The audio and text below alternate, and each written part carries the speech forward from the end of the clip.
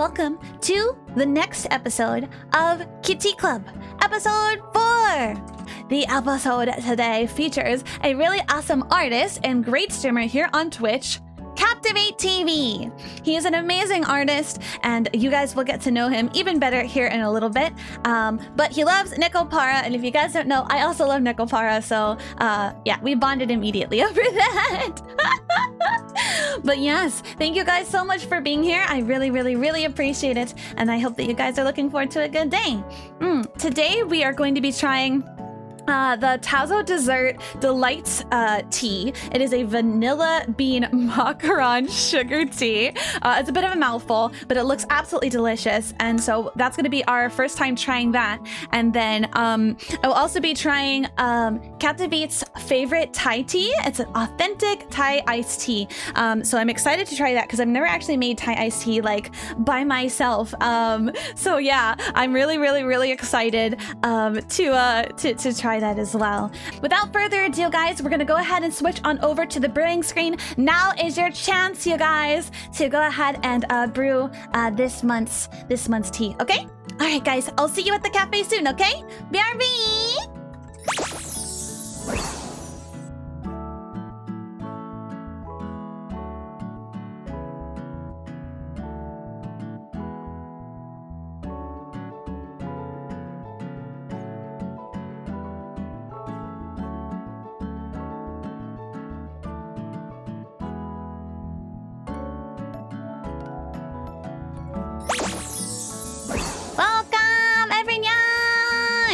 We have Captivate here! Wow! Good morning. Good morning! Good morning, good morning. How was your walk here to the cafe? It's pretty good, not gonna lie. Lots of sightseeing. Ooh. Always down for that. Heck yeah. Well, for those of you or for those of them, I guess, who might not know who you are, would you like to introduce yourself, Captivate? Hello, I'm Captivate. I do art here on Twitch. Namely, I draw lots of anime titties, and hell yeah. Yeah, that's pretty much it. Kind of boring dude. Hell yeah. Well, thank you so much for coming on the show. I really appreciate it. Thank you very much. Yeah, it's honestly an honor. I like your artwork a lot, and also your love of Nekopara a whole lot. Oh yes, of course. I appreciate that. In fact, like you have a lot of Nekopara memorabilia, don't you? Oh, I have tons. Probably more than I should have, but I mean, I don't know.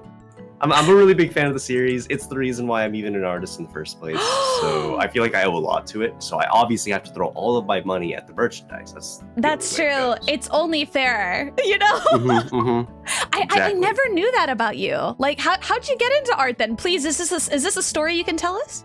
Oh yeah, I've told it on my stream a couple of times. Ooh. So I guess as like a kid, I did art kind of on and off. So like if someone went to school with me, they'd probably know me as like an artist. But in reality, I'd get into art really deep for like a month, and then I'd realize, it's kind of boring as shit. And I would, can I swear, by the way? Yes, absolutely. Okay, sorry. I'm just like, this is boring as shit, dude. I don't know if I like this. And so every year I would pick up art for a month, realize I didn't really like it all that much, and then drop it. And then after high school, I just dropped it entirely, where I was just like, okay, I'm now to focus up on trying to be a programmer, trying to be like a video game developer in a lot of respects. Yeah. And I don't know, just over time, it kind of hit me like, I would never do this in my free time. Like, I would never sit down and just program. Like, oh yeah, time to bust out the fucking C++. Let's go. That just doesn't happen. For sure. So, whereas, I catch myself like maybe 1 month of the year, sketching my notebook or something like that. Like something I legitimately do in my spare time. So it kind of like opened it up there. And I never really thought of it potentially being a career until after I played Nekopara. Wow. Because like suddenly it was just like, you can actually like be an artist, make visual novels and stuff, or just make illustrations online, which is I believe what Sayuri was doing prior to doing a lot of visual novel stuff. And it just kind of opened up as like, this is a career path that people could potentially take. So suddenly that opened up. and a lot of things in my life just happened to fall apart at the same time that I wanted to do art. So it kind of just... I gotcha. Yeah. it lined up really well, I guess. Wow. That's actually like really inspiring. Oh my goodness. That's so cool. I had no idea. Well, thank you. Well, thank you for sharing. I really appreciate that. Yeah, for sure. I'm really happy to have you on here. And not only to just definitely talk about art, that's definitely going to be something we're going to talk about because both you and I are artists and also both appreciate drawing cat girls and the like. But also we like tea, and that's cool. Oh, yes, indeed. Very cool indeed. So the tea that we're trying today, it is a black tea. And you like black tea quite a bit, right? Yeah, I'd argue that black tea's probably my favorite. Ooh. At least I used to try, or the first tea I'd ever tried was like herbal tea or like green tea. Yeah. I don't know. I was never like the biggest fan. Yeah. Kind of like, Yeah, I feel the same way. I started off trying like herbal teas. You know, I just like load that sugar in. I'm like, sugar and fruit. Yep. But now I'm an adult and I'm like, sugar, fruit, and caffeine. Oh, as you do as an adult, yes, of course. Yeah, you need that to survive. Or that's what people tell me, you know? Oh, yes, absolutely. That and caffeine, of course. Yeah, you know? But the one we're trying is it's vanilla bean macaron, which sounds really indulgent. A little bit, yeah. But I'm excited to try it. I know that there are several people here in chat who might have bought it as well. How many of you guys also have it? You guys have your glasses with you? You got it? Oh, shit. Oh, hell yeah. Oh, I just noticed my cup's green. It's special effects, guys. There it is. Let me close my door real quick. Yeah. Okay. Hell yeah. Just don't mind the see-through cup. Just the technology is exactly. It's amazing, honestly. It really is amazing what you can do nowadays. Let's see. So I don't know if mine is cool enough to drink. What temperature do you like to drink your tea at? Like scalding hot, lukewarm? Oh God, no. Just like a good lukewarm, or maybe not lukewarm, like a little warmer than lukewarm. Like it's warm, you know, it's not gonna kill me as it goes down my throat. It's not gonna like rip at my Come on, you gotta live life on the edge. I don't know about that edge.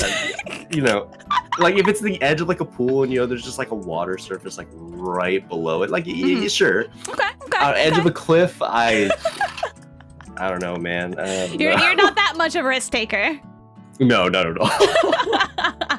That's all right. I'm at least gonna like smell it. Like, ooh. What? It has a really nice smell to it, actually. It's like really. You know what? It kind of smells like cinnamon toast a little bit. Yeah, a little bit actually. I want to say it's kind of like sort of an in between going to like a pastry store and like Febreze, if that makes any sense. Like you combine the two, I guess is maybe the best way to describe it. You know what? As weird as that sounds, it's completely fitting. I 100% agree with that. Oh my goodness. It's really pleasant. It is. I'm gonna try a small sip. I might burn my tongue, but you know what? That's okay. Should I throw in my copious amounts of sugar in? You should tell them too. How do you like your tea, good sir? Disgustingly sweet. Like, I'm basically drinking sugar, or in this case, Splenda sucralose. Hell yeah, there with you the go. side of tea on the side, you know. You know how it goes. Be a little overpowering otherwise. You don't want too much of the bitter flavor, of course. Can't have too much tea, guys. Come on. You gotta balance it out. I love it. I used to have a lot of sugar in my tea growing up, and I don't know what it is. Maybe it's like just different things that I've tried growing up, but I've just like held off of the sugar, and I actually drink my sugar. Okay. I drink my sugar. Yes. I'm sorry. I was inspired by you, my friend. I didn't mean to take your identity. That was rude of me. Oh no, it's okay. Appropriation happens all the time. Ow. Wow. No, I'm just kidding. No, I like to drink my tea with no sugar. With no sugar usually. Just raw. That's superhuman. I don't know. Well, maybe it's that part human coming in. Maybe the cat girl senses. Maybe that like increases my like. I don't know. I'm sweet enough. There you go. I'm sweet enough. I don't need it. Okay, that makes enough logical sense to me. Thank you. Definitely not questioning that. Thank you. Thank you. I'm so glad. God, I wish everyone else would listen like you do. Oh, thanks. I do my best too. I'm glad. I'm glad. He's a good boy, guys. He's a good boy. Put him on your good boy list. Oh, thank you. Yes. So, what sort of teas do you drink in your leisure? Because I think you told me something about you really like Thai iced tea, right? Yeah, I actually usually I would say whenever I'm drinking tea, it's gonna be like Thai iced tea, a little bit of milk, creamer, brown sugar in that. Ooh, brown sugar. If I'm feeling a little healthier, obviously we use our Splenda. Hell yeah. But yeah, usually I just make like a sort of knockoff milk tea, I guess. Ooh. You don't want to pay that $6.99 for milk tea at a store? Well, up until recently, I've had to drive probably like 7-8 miles out, and I mean, I live in the LA area, so 7 to 8 miles. We're talking 30-40 minutes, like an hour and a half round trip. Oh my god, for milk tea? Definitely not worth. Yeah, like not worth at all. But it wasn't until recently I found out that there are places that sold milk tea, and some opened up actually very recently. So now I can get some like really high quality milk tea for very cheap, which is really nice. That's super nice. I'm so glad that ended up working out. Like, oh my gosh. Your dedication to milk tea was one to be proud of, I think. Oh, absolutely. I hope so. No. Be proud. Come on. I don't know. I'm thinking about it from like my wallet's point of view. I don't know if he's gonna be too happy about it. But we don't talk about the wallet. Okay. The wallet has no place in this conversation right now. Absolutely. Why do you think I told the wallet not to come to the Kitty Club? True. I said he had to go. He had to stay home. Like, come on. So then, do you like boba? Yeah, boba's good. I remember the first time I had it, I was really confused by it. Really? Like the first time anyone ever has boba, or maybe people that aren't used to, I guess, really exotic drinks. You have boba. It's just like, why is there food in my milk? This is fucking abhorrent.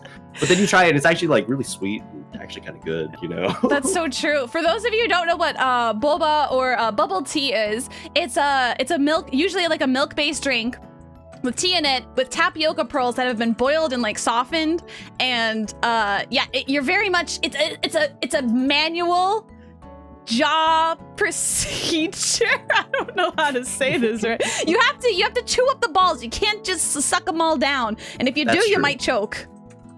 Yeah. That's a rough time. Have you ever had that to where like you go and drink some and then like they like all go down your throat at once and you like nearly choke? Oh yeah. Down the wrong pipe too. That's the worst one. Oh, that's so bad. You know how like you're at the bottom of a drink and you Yeah. can't quite sip it through the straw, so you start inhaling. Yes. And then like you switch from inhale to swallow mode as it goes up and you get a little bit. Yeah. But then like sometimes you're more powerful than you expect, and it goes the wrong way. Your sucking potential is too powerful. I know. I'm really good at it. I swear to God. I mean, yeah. Well, the boba stands no chance. Okay, that's what we're talking about, by the way. Boba. Yep. Boba. That's exactly what I was talking about this whole time. Yeah. But so the tea is a little bit cooler now. Have any of you tried sips when I wasn't looking? I have yet to try mine just yet. I've been waiting for it. Because when I bought the tea, probably like I want to say like 2 weeks ago or so. Yeah. I made sure to just not try it because I wanted this to be my first experience with it. And all my family's been trying it, and they're just like, "Oh, it's milk tea you bought. It's really good." It's like, well, I wish I knew. They were like, "Oh man, that's like savage." But it's okay. I can try it now. This is it. That's so true. That's so true. It's okay. No more waiting. No more waiting. Is it cool enough for you to drink? I believe so. Yeah. Oh, dude, let's do it. Come on. No more waiting. We got to make this happen. Okay, I'm ready.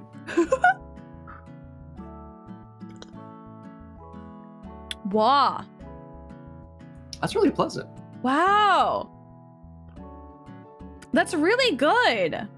Is this your first time trying it too? Uh-huh, it is. It's good. I like it. The aftertaste, the aftertaste is really interesting. I wasn't paying enough attention. Let me check. It's like almost like a brown sugar aftertaste. Yeah, definitely something really. Well, I mean, maybe it's all the Splenda I threw in there, but it's definitely it has a nice sweet aftertaste. Yeah. I guess the word that comes to mind immediately is just pleasant. Like it's a really pleasant. Yeah. It's not like too abrasive, but also it's not like too like light. You know how sometimes it's like, here's a flavored tea. It's like this flavor, but then it's like it whispered down the hallway. You can't actually taste it at all. Yeah. Pretty much, because I don't know. Sometimes, with a lot of black tea, I like just adding milk and cream and all that stuff. So sometimes you have a tea and you're like, okay, this is it. It sounds like it's gonna be really good. Then you add all that stuff and it's just like I don't taste the tea. Like at all. It's not strong enough. Yeah. I feel like this is basically just milk I am drinking. Yeah. Yes, I know exactly what you mean. Oh my god. It feels like kind of sad too, because usually I feel like you kind of build it up a little bit. You're like, oh man, I can't wait to try this flavored tea. And then when it gets down to it and it's like, what was this flavor again? I kind of forget. Yeah. It's like, what is this? English breakfast flavor. Huh. I have a bone to pick with some English breakfast. I've had a lot of not so good English breakfast teas. I will tell you that much. I've only ever had one, and I'll actually be honest, that's just the first thing that came to mind. It was actually pretty good. But okay, all right.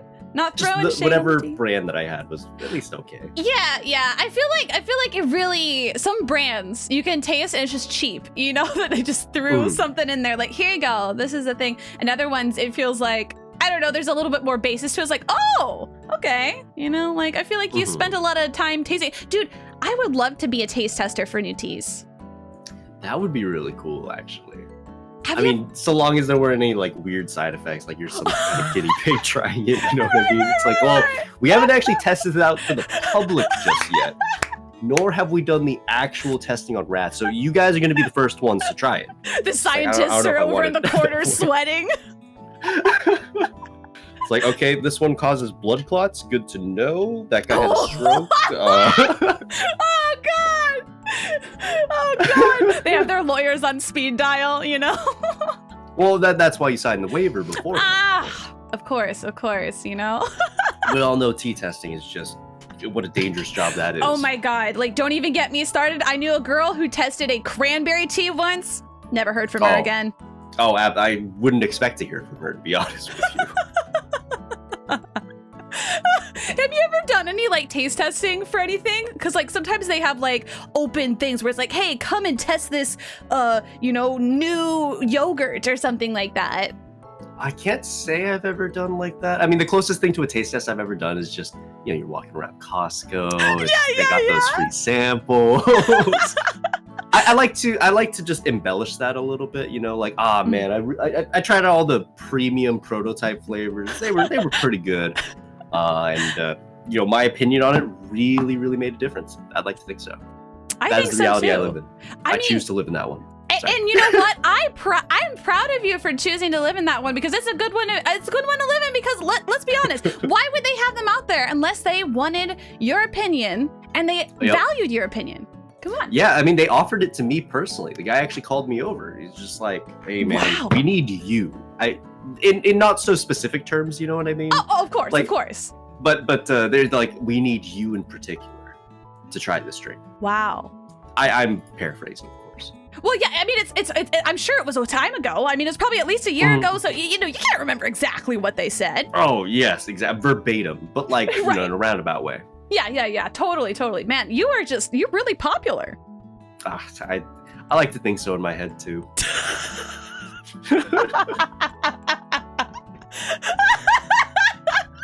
All right, listen. I'm gonna end this fucking episode in stitches. You keep this up. Oh my Lord Almighty. Oh. Yeah, I really like the flavor of the tea. What do you guys think, chat? What do you guys think? What's your favorite part about it? Or least favorite? Oh, let's get edgy. Let's get edgy. What's your least favorite part? Put you on the spot. Oh, damn. You, right there. Me? Yeah. In particular? You in particular. Let's see. I don't know. Because, okay, the problem is, like, I throw in all this Splenda, so I feel like that covers the downside of tea for me, which is generally that, like, tea is incredibly bitter. So you just throw in a bunch of sugar, or in this case Splenda, and it's just like, well, there is no downside. Problem solved. Yeah. Yeah, so, I mean, as far as that's concerned, I don't really think I can name anything that I outright dislike. Wow. I guess if I were to go on like the edgier side of things and had to come up with something, I would say that it's not my favorite, but I wouldn't be able to describe why other than flavor-wise it's not my favorite, but I do really like it. Okay, see, this is an answer from a pro, guys. This is someone who taste tests things, and people ask him specifically to taste test things at Costco. He knows. Yeah, a lot of experience, really. Obviously, wow. Very, very professional response. Thank you. Thank you very much. What about you? What is the part of this tea that just doesn't hit right, you know? It hits different, but in like the wrong kind of different, you know? You know, I would have to say, there's not a thing I don't like about this tea.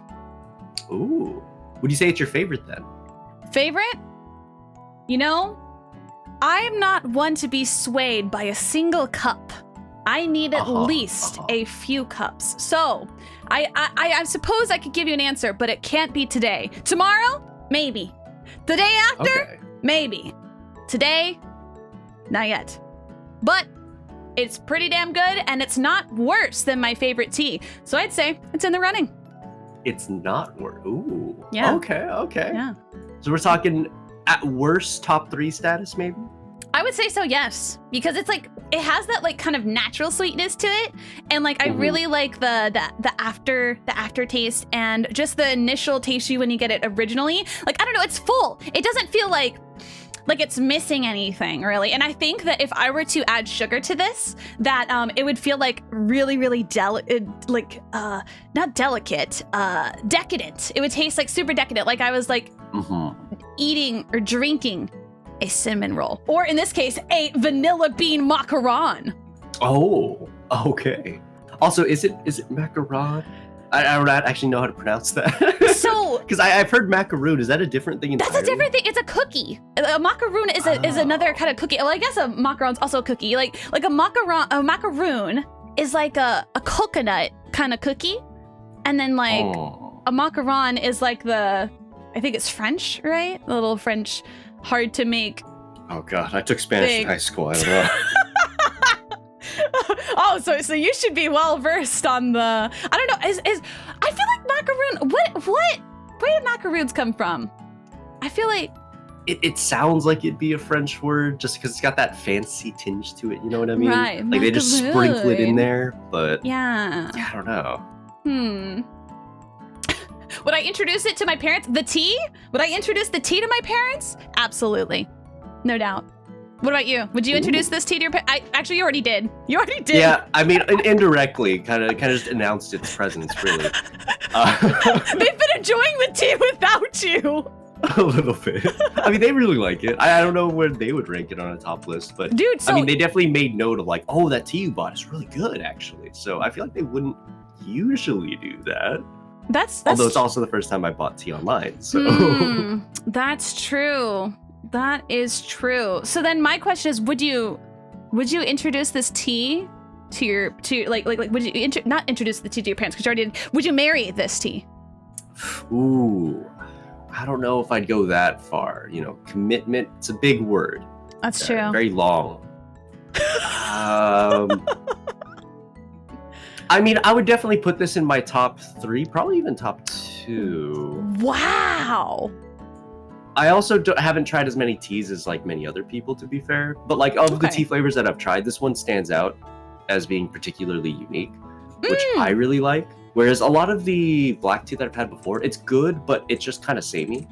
Yeah, It's like, yeah, here's black tea, here's other black tea. yeah. Here's black tea, but Orange is in the other room whispering to you. You know what I mean? Like, like I don't know. There's something like that going down. But like with this one, very, very unique. So I would put this up there. I still think Thai tea is my favorite. Yeah. But maybe I'm a little biased because I make milk tea with it. I feel like as a milk tea, it's just so good. Like, how could you not? You know? That's true. That's true. I actually have a glass over here as well of the Thai tea that you recommended me. I'm just gonna mix up the milk again, so it doesn't curdle. No, I'm just kidding. I've got this one over here. I haven't had the. Usually, I steep it before I add the milk and creamer. So this is just kind of the tea on its own. Okay, we're gonna have an interesting experience here then. I like it. Yeah. So I steeped it, and I wanted to impress you, and so I did the full thing. You know, I steeped it. I didn't actually add milk. I added heavy cream. I hope that's not a sin. Ooh, yeah. I use heavy cream whenever I have it available to me, as opposed to milk. Much Hell better. Yeah. It's like creamy and stuff. And then I added some sugar. I added 2, like I'd say maybe tablespoons of sugar. Oh, okay. Yeah. I see where you're at. Yeah. I find with milk tea, I think I really like the brown sugar. Like I don't know how to so good. put it or how to describe it. It kind of has that more classical, like you go to a milk tea place and you get like the milk tea with boba, and it just kind of has that. Yeah. It has that hit to it, you know? Yeah. I wish feel I had that. brown sugar in my house right now because I would definitely use that. It's okay. I threw away our only bag of brown sugar the other day, right before my roommate needed it. So Was it going bad or something? it was like as hard as a rock. So I'm like, and we were going through the pantry. It's like, might as well get rid of it. And then he's like, hey, where's the brown sugar? And I was like, fuck. Oh no. Just calling a deer in the headlights. It's just one of those things, you know. I know. It was because he was working on a brisket, so he's mid brisket prep, and so he needed it for that. By the way, brisket was really good. Like Korean style brisket or American style brisket? I don't even know. I think he combined a couple recipes, so I'm not sure what style. Jewish style? Okay. Fair. Very good. The only time I've ever had brisket, or like I've gone to Korean barbecue and they have like the beef brisket. I remember thinking like, this is incredible. And I go to the grocery store, it's like, brisket? Oh, they spoil me. And I bring that home only to realize it's completely different. Completely it's different. Like the way that it's cut. So I found out that. What was that? Is that what it is? Is it just that it's cut different, but it's from the same, like, is it the same piece of meat?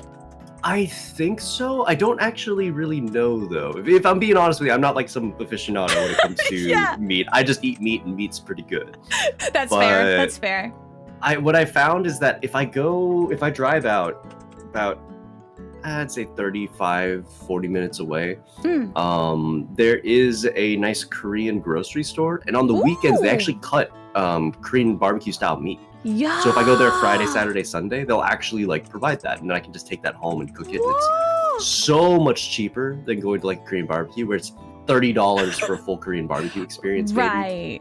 Whereas you go, this bag, which is like 4 meals, is $30. Wow. And then all you really have to do from there is just buy the rice paper and make the chadol, I believe is the sauce name, the brisket sauce. Or maybe the chadol is the cut of meat. I don't quite remember. But essentially it's just equal parts water and sugar. No. Yeah, equal parts water, sugar, and then like half of that amount of soy sauce and white vinegar. And then you just mix that all together, and that's how you make the brisket sauce. That sounds so you can have the good. whole experience at home. Dude, that is so genius. What the heck? It's the best way to save money if you want Korean barbecue. Honestly. Now, I'm gonna have to go to my local store and be like, hey, do you do anything like this? And they'll be like, no, get out of my store. Oh. No, I'm just kidding. This Thai tea though, We're trying the Thai tea? Yes, it's really, really good. I'm really impressed with it. Actually, I've never made Thai tea at home. Never. I've always had it out. Yeah, I feel that. Usually, like, it wasn't until, like 2 months ago that I found out you can actually buy this kind of Thai tea, and it's honestly pretty good if served right. It is. It is. I wasn't able to get it iced because I forgot to make ice. But it's like really good. And I think I made the right move with the cream too. Yeah, I wish I had some. I might have some evaporated milk. I have to double check. Okay. But that works pretty good too. Evaporated milk, throw in a little bit of vanilla creamer in there, or if you have like vanilla extract, like a couple of drops of that. That's smart. I'm gonna have to try that. It's pretty good. Wow. That's so dang good. Is there any go-to drink that you do while you're working on art? Like, do you have a particular tea, or do you like to stick with like water or soda? Usually I stick with water and soda, albeit Arizona has this 0-calorie green tea, which I'm not huge on green tea, but they throw in a bunch of Splenda, so it's quite good. Hey, there you go. They won you over there. Yeah, I like it a lot. And it's probably a problem because, I mean, they're not expensive. I want to say that they're like 60 cents each if you buy them in the big pack. It's just, I so heavily prefer that to water. That's like a problem. I feel like if you're gonna have green tea versus like water, I think that's not too bad. It's better than like, I think the ratio to soda, right? I'm not sure though. That's true. Like, I would definitely argue that that's probably true. I guess for me, it's just kind of, I guess I don't like having a bunch of cans lying around the house is maybe one thing. Because I have to do something with them. I have to go outside, crush them, put them in like containers. My brother takes it to a place to get the money from it. Oh, yeah. Like, it's just all this extra work. And then because it's my preference of drink, I just, I just always have cans lying around. Yeah. Are you the kind of person who has like 2 or 3 cans like littered on your desk, or do you like clean it up like pretty frequently? No judging. I have a bag here, which is like my recycle bag. So I just have right now 20 cans in it or so, and then every maybe week and a half, 2 weeks, I go through it, either put it all in one place so that we can have like a day where me and my brother go outside and we crush all the cans, or I just crush it outright and then just put it with the rest. But wow, that's smart. So you don't have like any cans on your desk because you just have the bag and you put it in there, right? Yeah, exactly. Wow, that's smart. I think we need to learn. Because I'm bad about that sometimes. I don't know. I just got so sick of not having any desk space, and also feeling like I don't know. I felt like I was a slob when I just left everything up there. And it's just like, oh yeah, that's the can of soda that I drank last night. I'm just a little too lazy to do it. Last night? Well, just I'd be like, that's the can of soda I had there for 5 days. I mean, that's understandable as well. You know what I mean? Yeah. I do like the thing where like when it's in the way, I just kind of reach over it and around it. I'm like, well, my tablet pen's over there. Let me just reach around this thing. And then when it gets to the point where you can't reach around it anymore, like things are gonna fall off your freaking desk. You're like, I gotta freaking take care of this. Yeah, I had that experience about a week ago where instead of throwing it into the conveniently placed bag, which was full at the time, I just left it on the desk, and it was just, it's like, oh, okay, time to reach for my pen, and shit, I dropped everything. That was the moment. It happens to the best of us, and maybe it's just because we're artists. I'm gonna say this, maybe just because we're artists, and so we're always on our desk, so there's just gonna be a lot of stuff there, Yeah, that's definitely true. I mean, my desk is a mess, but it's like, it's a very calculated mess. Right, exactly. You know what I mean? Yeah. Like, I know where everything is. It's just all in one big clump. It's like a little happy family. Yeah, it's like, what do they say? Like organized mess or something like that, Yeah, or I feel like I've heard that phrase before. I feel like I have, or I mess up the phrase and it's very close to that phrase and I missed it just by a hair. That happens to me all the time. It's like, I'm afraid to clean it up just because I know where's what. And if I clean it up and start moving things around, I imagine I'm just going to get lost with it. Right, exactly. Because you're like, shit, where did I put that notebook? I had this notebook right here. I left it on here for 3 weeks and I moved it so it'd be organized and now I don't know where it's at. Yep, exactly. That is exactly how I feel on that. You try and be organized, it just bites you in the butt. Yeah. It happens that way sometimes. That's true. So what's your favorite piece of Nekopara merch, and does any of it sit on your desk? Ooh. Well, there's no place. There's no room on my desk, unfortunately. It's that organized mess situation we got up here. For a little while, actually, where I placed all my soda cans, I didn't really have a place to put these figurines. I have a chocolate and vanilla in their standard maid uniform. I actually have them over here. Let's see if I can pull them up. Yeah. Conveniently behind the table of the cafe. They can store anything for you. These are two of them. I've got this one of. Oh God, is it going to be seen? I don't know. Oh no! Oh, there we go. Oh, there we go. Yeah! This one of chocolate. Wow. And I also have this one of vanilla. Oh my God. Please tell me that's going to pop up, please, please. A little bit. Yeah. What if I put my face behind it? Oh, there you go. Okay, there we go. Yeah. Those are beautiful. I've got that one of vanilla as well. I also have them in their swimsuit figurines, and for a while they're just stacked on that desk. Do you keep them in the boxes? Yeah, I mean, for a while I would open up all my figurines and just kind of lay them out, but then I realized like I had to clean them, I had to do a bunch of things, and the dust. I'll be honest. So my parents are very, very open with me doing art. They check my stream. They know I drop big anime titty. You know how it goes. That's awesome. I love a supportive parent. But they also don't want me buying stuff like that. Really? So I can kind of use it as a bit of an excuse, like, oh, you know, like I'm keeping them in the original boxes because if one day I ever need to sell them, you know, they're in mint condition. Damn, so that's it's kind of smart. like that sort of scenario, I guess. Wow. You're a freaking big brain over there. That is so freaking smart. Wow. Holy Who knows? moly. Maybe they're watching. They heard me say that. Nothing to see here, folks. Nothing to see here. Just we're drinking tea and it's very boring, parents. Move along now. Move along. As King of Carrot Flower says, they're investments, Mom. Please, it's not a thing. I relate to that a little too much.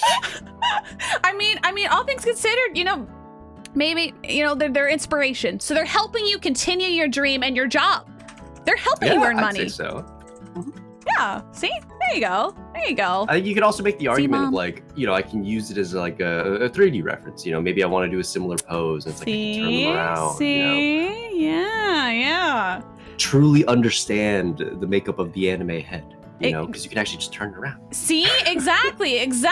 See? It makes total sense. It makes total sense. And you're like, I'm not sure how the boob would look at this angle. Let me just turn it to the side. Oh, absolutely. Yes. These are very interesting. Speaking of the titty, how'd you find your way into big anime titty art specifically?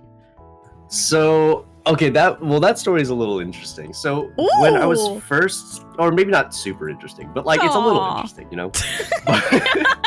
When I was first getting into anime art, the one thing everyone told me when I would ask for critique, because I was going around asking for critique from tons of different art streamers. You know, because I was new, I was just starting off. Yeah. It was like my first year in art, 2018. And let's just put it like, I'll say it the way it is. You know, I'm not ashamed. I don't have boobs. So I don't know what they look like at this point in time. I have a very difficult time imagining it. Okay, right? gotcha. Yeah. So I go to draw it, and then I get the critique, and they're like, "Oh, okay, this is pretty good. The boobs are looking really balloony." And then maybe I get it back. It's like, they're a little stiff, I guess. Oh no! Like right in that middle. It was consistently the one thing that people always mentioned. Like the way that you draw boobs, it needs improvement. Like that is clearly the one spot you need to improve on. Yeah. And that was when I say consistent, that was something that happened every single time. Sometimes they would say like, "Oh, the face is weird," or "I don't like the way you draw on the arm here. There needs to be a wrist on this hand." But consistently, every single time, it was the way you draw boobs is, you know, it's not it. That ain't it, chief. So, eventually, I practiced it. As far as like, I pulled up, God, it must have been like 50 different tabs of just like people who draw very, very large, flexible, moldable, malleable assets, of course, and scientific term. Oh, absolutely. And I just, from there, I guess grinded it out for like weeks, like actual weeks. That's so smart, and then though. Eventually I made a piece that I was actually really, really proud of. Ooh.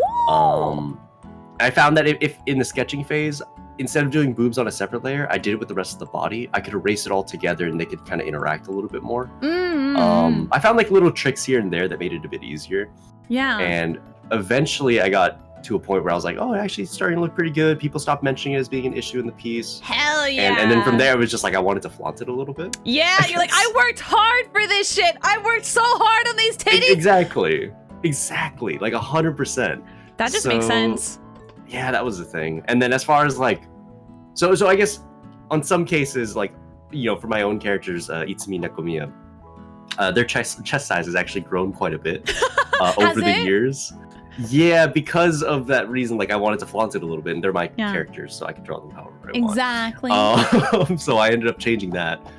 But honestly, it started off like, oh, I kept getting requests to draw characters with big boobs. So most of my art was just characters with big boobs. Right. And if we're being real, like people can be really weird when we draw like flat chests. If we're being totally honest, like I don't know.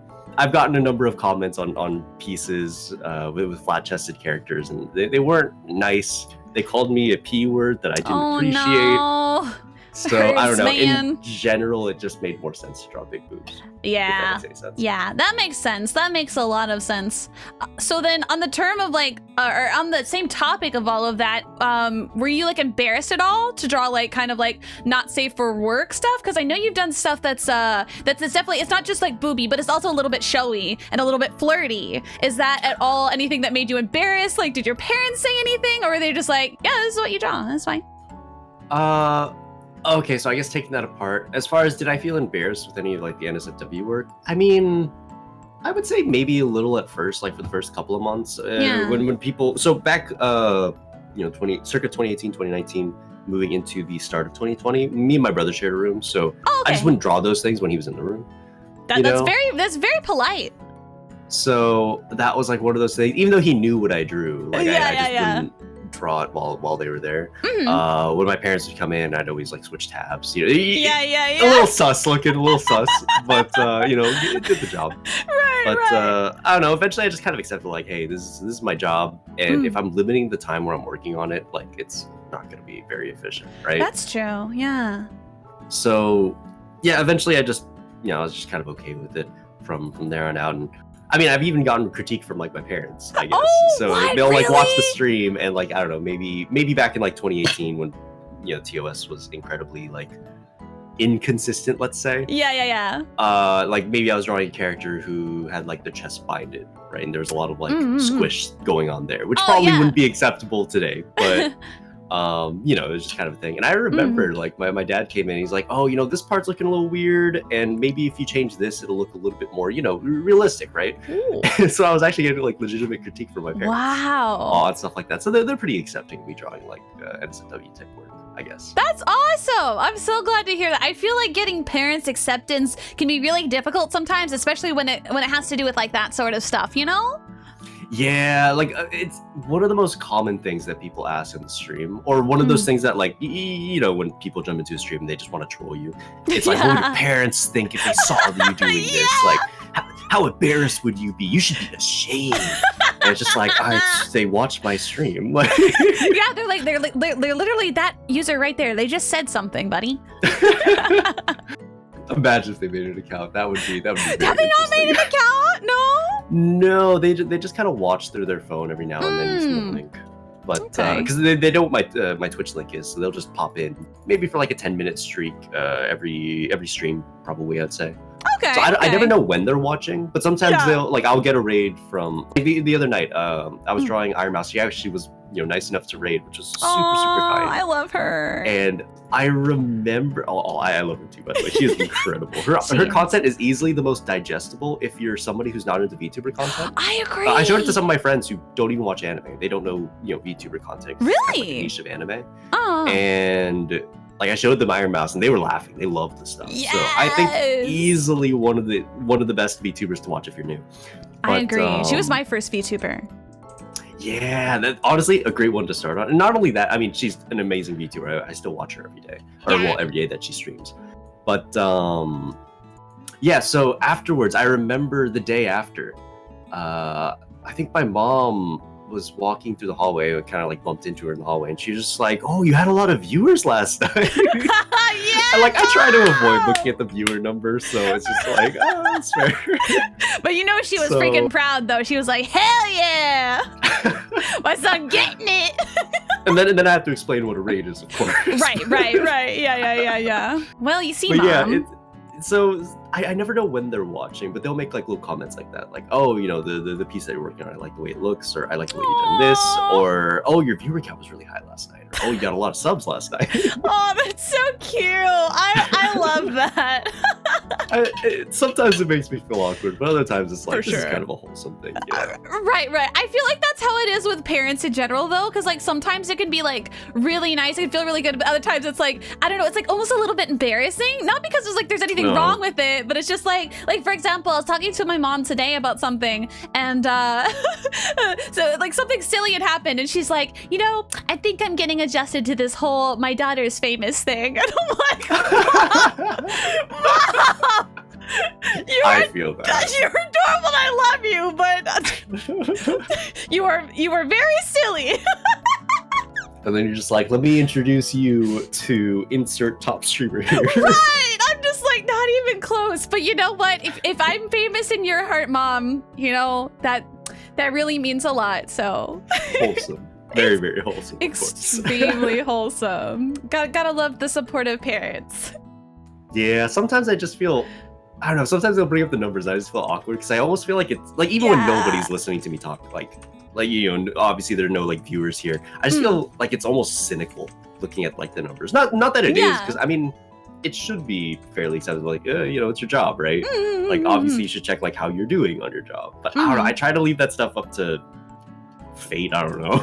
Right. Just like I don't want to know what the numbers are. I found that when I was looking at the numbers a lot, like when you're first pushing for partner, you know what I mean? Yeah. Like, just knowing that your, I guess, mood, your emotions kind of rely on that number, I don't like that at all. I don't either. I feel the exact same way. I've actually, aside from when I was doing partner push, you know, I just don't look at my numbers, and I haven't for about like 3.5 years, because when I did, like you said, like the emotions, they just get there, and I would like start feeling bad. I'd be like, oh my God, my numbers are low today. I feel really bad. And then I'd start like, and then my mood on stream would drop. So then I'm gonna lose even more viewers because then I'm grouchy, and it's like a self-fulfilling prophecy. I remember, especially when I was like looking at the numbers too much, I distinctly remember a comment someone made where it was like, because I would get moody like midstream, or like I would be feeling really tired, and maybe the chat was like too rambunctious, so I was trying to like read every single comment. I never didn't get any work done, so maybe I streamed for like 6 hours and I get the equivalent of like 10-15 minutes of work maybe. Right. And you know, at a time where I felt like I needed to really push for content, so not getting work done in that time felt really bad. These days I don't really care, but like, especially back then, I remember one of the comments somebody made was like, I don't know what cap we're getting on the stream today. Do we get the cap that's like really fun and happy, or the one that's really emo, depressed, sad, whatever? And it's just like, that comment hit me. It's just like, that's what people see me as right now. You know what I mean? So I don't know. I don't like looking at numbers. I try not to check that stuff. And in general, if I'm not feeling good, like, I mean, I'll try to force myself to stream, but if I'm like really not feeling good, that's when I take the day off. Yeah. I don't know. I used to work at Baskin Robbins, where it was just like, oh, are you not feeling great today? Well, fuck you, you're working. You know what I mean? Yeah. I had the same thing. I worked at a food place, and I also worked at a grocery store. So yeah, it doesn't matter if like you're in the shittiest mood ever, and your default expression is like this the whole day. It's like, no, you're gonna come and work. So I feel that. Yep. It is the worst. I distinctly remember one time I came into work, and I used to play Counter-Strike at a very low semi-professional level, and I will always flaunt that.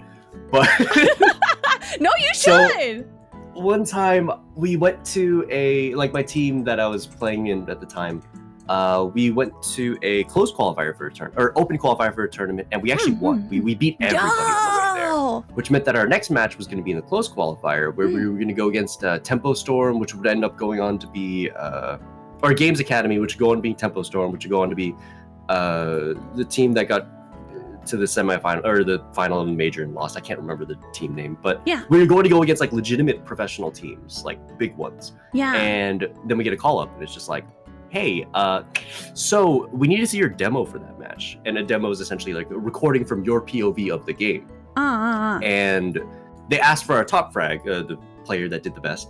And what happened was that he had disconnected mid-game because of his internet went down. But then it came back on, he jumped back into the server, but he forgot to record.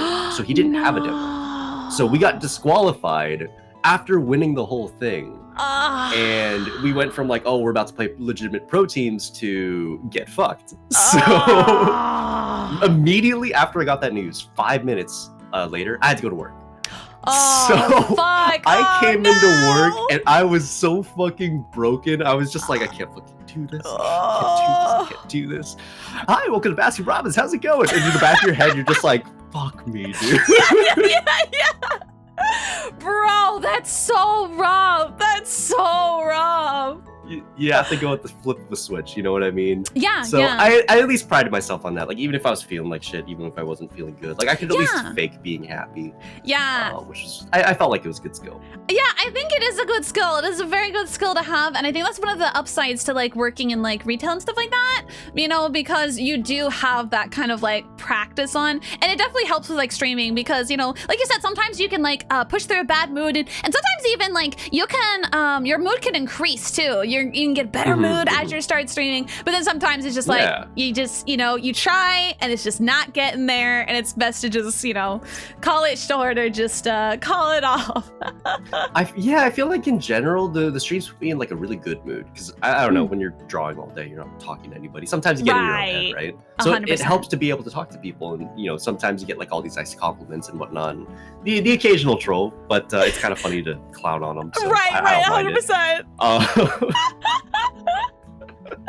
That's but like awesome. in general, you know, it feels good to know that you can like use the stream to feel better about yourself. But some days, you know, you're feeling like actually legitimately sick. Yeah. So you know, now that's distracting you while you're not feeling good in general that day. Those are the days where it's just like, okay, fuck me, I'm just leaving. I'm just going to bed. You know what I mean? So I think that's another thing too, though, is like knowing when to call it quits. You know. Yeah. It's just like, it's like learning that. Do you ever like get in voice calls with like other artists and like work amongst each other? Do you ever do that? I used to do that a lot growing up. I've actually done it a bit recently with, if you know who Neon Beat is, incredibly amazing artist. Like, in my opinion, he's got to be like top 1, top 3 on Twitch. Easily. Oh, you'll have to leave me. Oh, he's real. Let me see if I can. Please. Type in chat. Yeah. I definitely want to. Awesome. But he is a homie, and he's an incredible artist. And I remember I was having difficulty while we were, like we did a couple of drawing sessions where we just kind of drew for fun. And I remember one of them was just like, oh man, I cannot draw hair. Like hair is fucking. It's you know difficult. What I mean? Yeah, I do. God, like it's weird because I used to be so good at it, in my own opinion, I guess, relative to everything else. Not on like a relative scale like other artists, but relative to my own skill set. I felt like I was good at it, and then everything else got better, and it just kind of stayed the same, if not got worse. Right, yeah. So I was kind of like bitching and complaining a little bit, and he actually sat down with me and showed me like a cool way to approach hair and why you can approach it this way. So actual homie, definitely make sure you guys are following him. Super fucking cool. That's so nice. Definitely go check him out. I put a shout out in the chat. Indeed. Yay, that's awesome. I'm so glad to hear that. I started like kind of doing that recently too. As of like like a month ago or so, because of, you know, everything that's been going on in the world, especially last year, you know, I just haven't been able to really spend a lot of time with people outside of just streaming, and that could feel like not that it's isolating, but it's different when you have a one-on-one conversation with someone versus like talking to several people all at the same time. And so to be able to have that connection, especially with other artists, is really nice, because then, like you said, you can get opinions and critique, but also like, I don't know, I just feel motivated when I'm around other artists who are also working at the same time. That's why I like art streams, because I'll like throw up your stream, I'll throw up, you know, Kairui-chan's stream, you know, and I'll go and I'll work at the same time while watching you guys work, because not only can I learn a thing or two, but also like I'm being inspired and motivated, and you know, it just feels nice. Yeah, I feel that. Like just having that sort of second wind in a way. Yes. Because like you can feel tired, demotivated, but as soon as you turn on that stream, at least for me personally, I'm a fairly competitive person. Okay. So a lot of it comes across as like, ooh, if they're doing it, you got to do it too. You know what I mean? I mean, listen, that's a good business decision sometimes, so. I feel like I don't know. I feel like there isn't a ton of like competitive drive in art, which is obvious, you know, in the sense of like there's no direct competition. Right, 100%. But I'm coming from like a Counter-Strike background where you are like legitimately going head to head with other people. Yeah. And I feel like that's helped me get really far in art. Just That's good. mindset of like, maybe this is gonna make me sound conceited. I hope it doesn't. But like I'll look at like, I don't know, the picks of top 100. And maybe I see like a drawing that I really like, and I'm just like, God damn, that is a good drawing. Yeah. Why can't I do that? I'm gonna do that. I'm gonna do that today. Ooh. I'm gonna show them, you know what I mean? And I obviously am not on the level of like a Pixar top 100 artist, but you know, just having like that goal to overcome it feels good, and you know, getting that challenge, right? Yeah, 100%. No, I think there's a lot of good about that. I mean, I think at the end of the day, as long as you aren't like trying to be malicious and being like typing a message saying, "Hey, fuck you, I can draw better than you," then I feel like there's nothing good. There's nothing but good in that, because then like also you may learn like a new technique that you might not have tried before, and you wouldn't have known unless you saw that piece of artwork. You know? Yeah. Like obviously, you know, there's a big difference between like, I guess, looking at something as like a hurdle to overcome, as opposed to say, I don't know, pulling up people's Twitter and shitting on them. But, shade. Whoa, shade. I don't know. It was just shade from like 2019. It's fucking old shit at this point. But we've all grown since then. Yeah, of course. Yeah, 100%. I think there's something really good about that, and that's why I like to like I said, watch like streams like your stream, because I really like how you like color and you do your rendering and stuff like that. And sometimes I sit there and I'm like, how do I do that? Like, how can I make mine look like that? You know, and so I'll sit there and like, what I really like about your stream too is I really like that you take time to explain things too. Like I was in your stream, like I think it was like a couple months ago, and I was like, how do you decide how to go in the corners of like certain things to kind of like, I don't even know how to explain it, but essentially like going into the corners of certain things and making the line art pop and kind of giving it more structure. I was like, how do you do that? And you took the time to sit down and explain it. And now I do it in all my pieces and I really like it. And I'm like, oh, bless. I'm glad that I could help out. I appreciate you. Oh, yeah. Yeah, I think that's what's great about the live content though on Twitch, especially with artists, is that you can kind of get that like live feedback, you know, and that live, like, how did they do it? Because not every artist has speed paints, you know, you can't always go back and see exactly what they've done. Yeah. Sometimes I wish I had my own speed paints, just because I forget how I do something and I look at my piece and I'm like, how did I, like, where did this, you know? Right, yeah. I think in general, though, I do like having streams where I like answering people's questions about the art process on stream, because it's so nebulous outside of that, I guess. Yeah. Like when you're first getting into art, especially digital art, it's like, where do you start? How do you improve? What are the steps to making a good piece? And it's like, right. I mean, you could go this way, or you could go that way. So if you could just give like a roadmap to somebody and say, this is what I do, it might not be objectively correct. It might not be the best way to do it. Yeah. But like, that's what I do. I feel like it at least gives something that people can, you know, approach, as opposed to, like, I know a lot of people that are like, oh, you shouldn't be going about art and trying to teach somebody like the wrong way to do things. And I definitely agree that teaching someone the wrong way to do something is bad. Yeah. But so that's why I present everything that I do is like, I'm not teaching, I'm not like a teacher, I'm not qualified to be a teacher, but no less like an art teacher who needs years of experience to do that. Right. I just do what I do, and if you want to approach what I do as far as like, do you want to like take the same steps as me? Sure. Like, this is how I do it. And if I can just lay that out to bear, I hope that it's helpful for people, you know? Right, 100%. I think that's a good way to go about it for sure. Yeah, 100%. What are some artists that you look up to, either on Twitch or outside of Twitch, that inspire you? Oh, there are tons. I mean, on Twitch, there are like so many amazing artists. Like, it is actually crazy just how much that's almost sort of changed, I guess, ever since I started streaming. Not to say that there weren't amazing artists like back in like 2018 when I started streaming. Yeah. But I guess what I'm saying is like the top end of like art streaming has gone up. So whereas like maybe before you had 2 or 3 art streamers that are like really good at any one point in time, like insanely good. You know, now there are tons. Like, you look at the art section at any given point in time, and you go through like maybe the top 10, 15, like they are all incredible artists. They really are. And even going down past that, sometimes you get someone that's like new to streaming, but they're like a god tier artist, you know? And you find them like somewhere in the middle. It's like, there's there's so many talented people on the art section of Twitch these days, which is really, really cool to see. It's cool to see that grow, you know?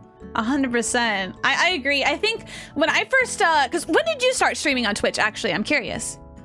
June 9th, 2018. Okay, 2018. So that was 3 years ago? So almost 3 years ago. Just about.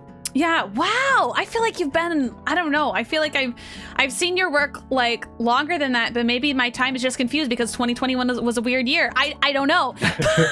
But wow. Yeah, because like I started streaming, I think it was shortly after Creative was added, and that I started streaming about 5 years ago. 5 years ago. Oh, wow. And yeah, it's been a long time. No,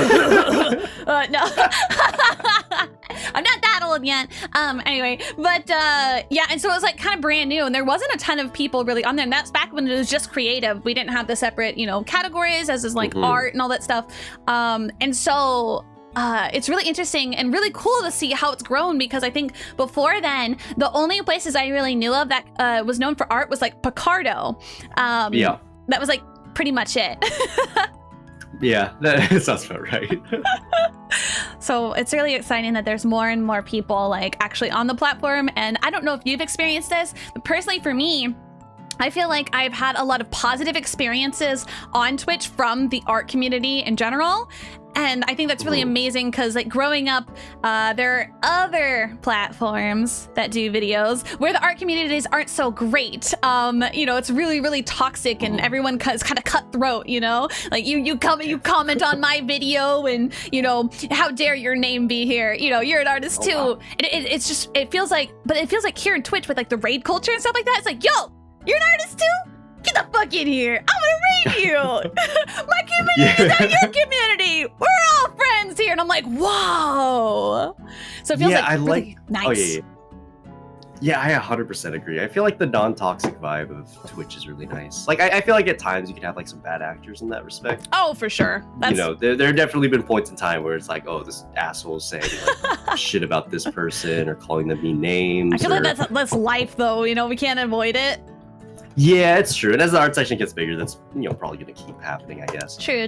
But I don't know. I like how willing people are to like support each other. Like I know some art streamers who have like this policy of like, oh, after the stream, I always raid like another art streamer. Yeah. You know, the idea is like, you know, keep people in the space, keep supporting, you know, your people, I guess, in the art spaces, right? Which I find really nice. Like, I don't know. Yeah. I guess in general, it's just kind of like a cool vibe, a very sort of interconnected one with that. Agreed. Have you ever attended TwitchCon or any other cons for like Artist Alley or anything like that? Or is that like not your sort of place? I actually went, and the only convention I've ever sold at was actually TwitchCon 2019 in San Diego. Yo! So that was really, really cool. I shared a table with Neko, Andy Face as well. I went to 2019. Did I not run into you? Maybe not. I don't know. I'm just like, wait a minute. I was at, let's see, wait, 2019. Yeah, I was also tabling at 2019. Did we not know each other then? When did we meet? I gotta go check now. What? Okay, anyway, go on. But yeah, that's the only time I've ever actually sold at a convention. You know, just with Anyface, Aki, Neko, and I've wanted to sell things like AX, but like, I mean, yeah, you try to sell at AX and you go into that line, it's like, oh shit, that's hard. Good thing I have to go against like thousands of people to get this spot. Like, fuck me, I guess.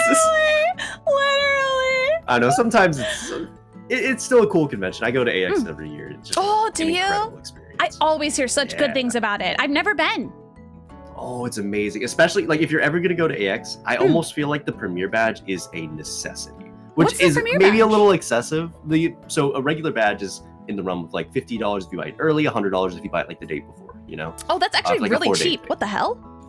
But like if you buy the premiere badge, you're talking $500 up front, which is kind of fucked. But the benefits you get from it. So everyone has this joke of like, oh, TwitchCon is line con. You know, like all you do is sit in line all day. If you want to go to a panel, you have to be there like an hour beforehand, which isn't the case for a lot of other conventions, I feel. But when you have this premiere badge, you can skip the line.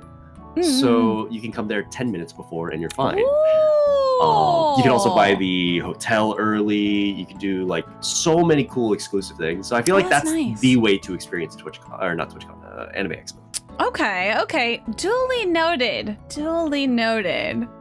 That's awesome. That's one of the cons that I've been meaning to like go to, but I just haven't like. Well, to be fair, I lived on like the East Coast for a while, and so I now live on the West Coast. So now it feels like it's a little bit more accessible because I don't have to take a plane out, you know? Yeah, I feel that. Yeah, so I'd like to go one day. It's pretty awesome. I would highly recommend the experience. Awesome. Well, I'll have to make it happen. But it is getting late, so the cafe is going to start cleaning up a little bit. But we will be right back here in just a moment. Okay, guys? Bye.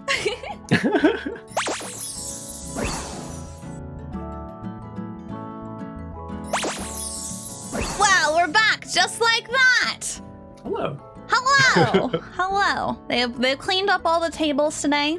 They have taken most stuff away. I have my tea in to go cups, you know. So I'm set. You know, we're set. It's impressive how fast they clean that up. Dude, listen. Oh my God. I listen. I pay them well. All right. I don't pay them for nothing. So yeah, you know. So they're kind of excited to work, almost as excited as my body is to leave the cafe, apparently. And apparently you as well. This is quite concerning. I think there's a glitch in the Matrix. I'll be honest with you. I'm not sure what's going on. You're good. Are you feeling okay? Are you feeling okay, Cap? I feel like my stand powers are gone now, so I think we're doing all right. Oh, is that a good thing or a bad thing? It depends. I don't know. That universe is kind of shit to follow anyway. That's fair.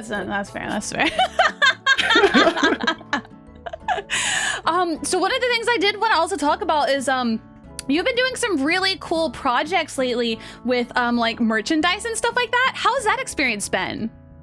Oh, it's been pretty cool. Like all things, like I guess one of the coolest things ever was in the mail getting like the mouse pad of my characters. Just having something super official like that just in my hands. It was just really like it was a really cool experience, and I'm gonna be doing a bit more as far as making more mouse pads and whatnot. Yeah, because you've made so many. Because how many have you made now? Let's see. I think I want to say that I've made 6. I want 6, about to be soon 10. Yeah. Oh, I was like expecting like 7, not like elite like 10. Holy shit, that's so awesome. I have a lot of things I need to do. My schedule's been packed. You just have really good art, okay? What can people say? Thank you. If you didn't make such cute art, it wouldn't be a problem. On one hand, it's like I like that I get all the requests, and on the other hand, it's like God, it's a lot of work though. Right. I know you've been doing like a lot of commissions and stuff like that. Do you feel like you have enough time to do personal work? Is it hard to manage, or? It's been pretty hard to manage. I would say that I try to only do personal pieces whenever I'm really feeling the concept. Like I've got a couple of pieces that are coming hopefully soon. Hell yeah. Where it's just like in the middle of doing work, I was just like, I need to do this.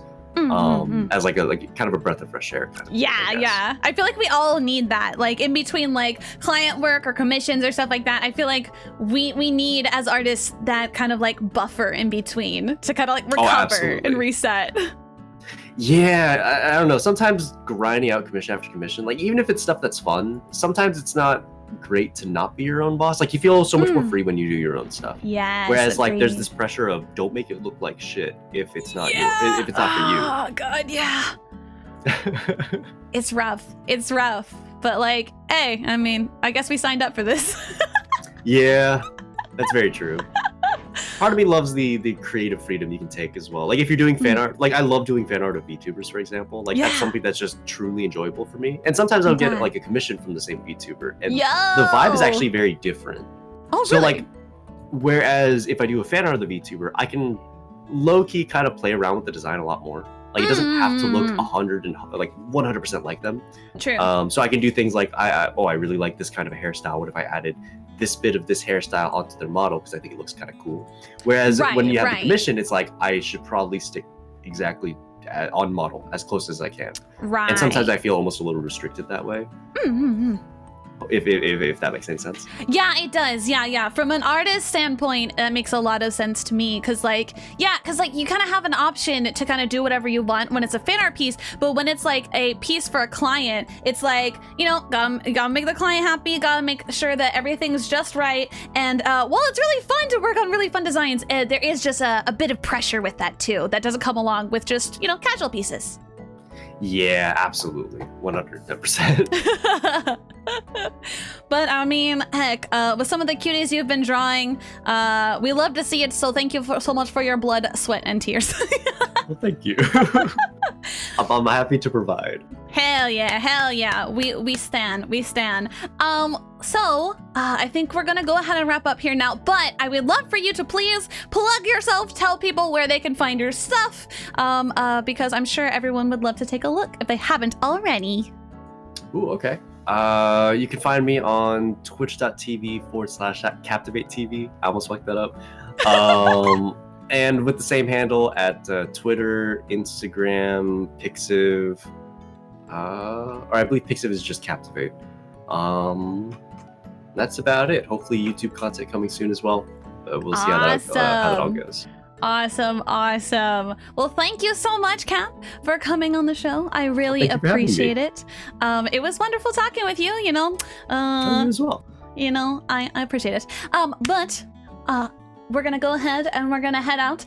Guys, I will catch you back at my room. I will see you guys here in just a little bit. Okay? Bye!